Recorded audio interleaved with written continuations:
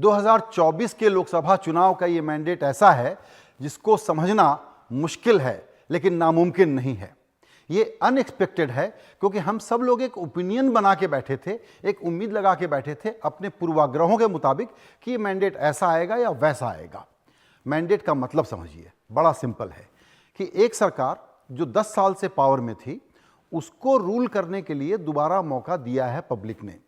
Majority जो है, संविधान जो है इस देश का, जिस कानून से हम संसद को चलाते हैं, देश को चलाते हैं, उसका एक सिंपल रूल है कि एक पार्टी या गठबंधन किसको मेजॉरिटी मिल रही है, वो मेजॉरिटी एनडीए को मिली है।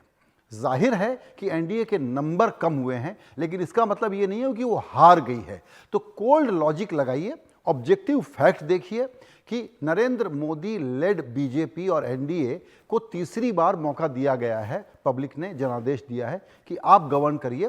कंटिन्यूटी का मैसेज है इसमें, कंटिन्यूटी का मैंडेट है। अपोजिशन को उम्मीद से ज्यादा कामयाबी मिली है। यही वजह है कि इसके ठीक पहले जब उसने एग्जिट पोल देखे तो शोर बचाना शुरू किया और चुनाव के मैंडेट को डीलेजिटिमाइज करने का एक माहौल सा बनाया।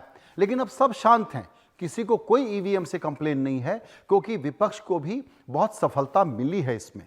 लेकिन ये सफलता पब्लिक ने दी है उनको। पब्लिक ने तय किया है कि वो क्या ओपिनियन रखते हैं और क्या चाहते हैं। तो पब्लिक क्या चाहती है? पब्लिक एक संतुलन चाहती है। पब्लिक ने सेंटरिस्ट पॉलिटिक्स का रास्ता चुनने के लिए पॉलिटिकल पार्टी को जो रूल करेगी उसको मैसेज दिया है। बड़ा सिंपल मैसेज है ये, बड़ा सिंपल मैंडेट है। लेकिन ये मैंडेट हिस्टोरिक सिर्फ इसलिए है क्योंकि तीसरी बार मौका मिला है बीजेपी को और एनडीए को रूल करने के लिए। अब आइए इस बात पे कि क्या बीजेपी ने यह भांपा था कि शायद तीसरी बार की इनकम्बेंसी है, 10 साल की इनकम्बेंसी है, मुश्किल हो सकती है। इसीलिए बिल्कुल आखिरी दौर में उसने कितनी सफाई से अपने नए गठजोड़ के सहयोगी चुने।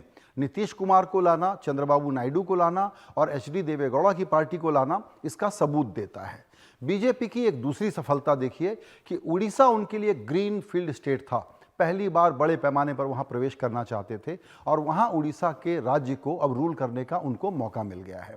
और बीजेपी चूंकि आंध्र प्रदेश में नायडू के साथ थी तो वहां भी अब वो कोलिशन पार्टनर के तौर पर एक राज्य में और रूलिंग पोजीशन में आ गई है। इसीलिए ये मैंडेट कंटिन्यूटी का है। ये मैंडेट विपक्ष को रूल करने का नहीं है। क्या विपक्ष के पास इतने नंबर हैं कि वो कल को दावा करे राष्ट्रपति के पास जा करके कि वो सरकार बनाना चाहते हैं? इस बीच ये नंबर ऐसे हैं जिसमें कि हम लोगों को समझ में नहीं आ रहा कि पब्लिक क्या कह रही है। तो चर्चा ये चल रही है कि अब ये एलआई छोड़ देगा या वो एलआई छोड़ देगा तो क्या होने वाला है। हमारा मोटा मोटा अनुमान है कि जो एलआई इस वक्त एनडीए के साथ हैं वो बीजेपी को और एनडीए को छोड़ेंगे नहीं, वो उसके साथ रहेंगे। इसलिए Congress party led India alliance जो है उसके पास कोई ऐसा मौका या आधार नहीं है कि वो कह सके कि उसको मैंडेट मिला हुआ है। 100 सीटों के आसपास अगर कांग्रेस पार्टी को मिलता है और वहीं पर बीजेपी को 240 के आसपास मिलता है तो सबसे बड़ी पार्टी कौन है और सबसे बड़ा अलायंस किसके पास है, ये क्लैरिटी रखनी चाहिए। अब आते हैं आखिरी बात पर कि इस मैंडेट को किस तरह से पढ़े बीजेपी। वो मैंडेट बड़ा साफ है कि आपने बहुत मेहनत की है, बहुत अच्छा काम किया है, लेकिन हमको ऐसा लगता है कि हमारी जो एस्पिरेशन है और आपने जो किया है परफॉर्मेंस में गैप है, इसीलिए हम आपको एक लिमिटेड मैंडेट दे रहे हैं और अब आप गवर्न करके दिखाइए।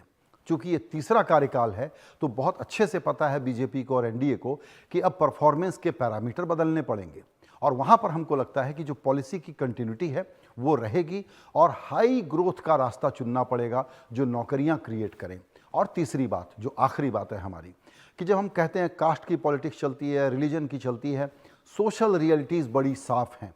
गरीबों ने, जिनको हम कहते हैं कि आप लोअर कास्ट हैं, ओबीसी हैं, शेड्यूल्ड कास्ट हैं, दलित हैं, उन लोगों ने कहा है कि हमको हमारा उत्थान भी चाहिए और हमको पावर में प्रतीकात्मक नहीं असली शेयर भी चाहिए। ये मैसेज यूपी से आया है।